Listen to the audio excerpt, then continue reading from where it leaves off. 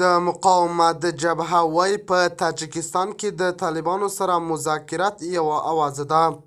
د جبهه مقاومت ډلې مشر احمد مسعود او نورو مشرانو یې ویلي دي چې موږ هیڅ چا سره په تاجکستان کې خبرې نه کوو.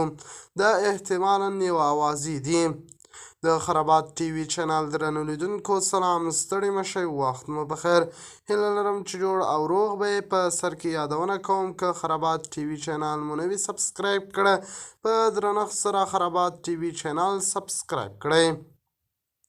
د طالبانو ضد مقاومت جبهې د جمعې په ورځ وویل چې په تاجکستان کې له طالبانو سره د احتمالي خبرو اترو په اړه راپورونه حقیقت نه لري.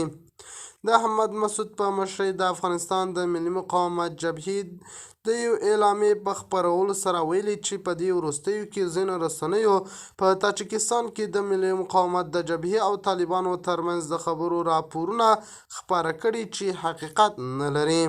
په اعلامیه کې همدا شان راغلی چې د افغانستان د ملي مقاومت جبهه به په خپل ټول قوت د ظلم او تاوتریخوالي پر وړاندې مبارزې ته دوام ورکوي او هیڅکله به د خبرو دروازې ونه تړي.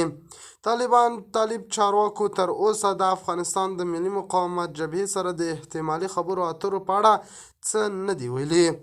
د پخواني جهادي قومندان احمد شاه مسعود زوی احمد مسعود د 1400 میلادي کال په وروستیو کې د طالبانو پر وړاندې د مقاومت د پیل اعلان وکړ او 1996 او یا 2001 کلونو ترمنځ د طالبانو پر وړاندې د خپل پلار مقاومت ته په اشاره سره وویل چې د خپل پلار لار تعقیبوي.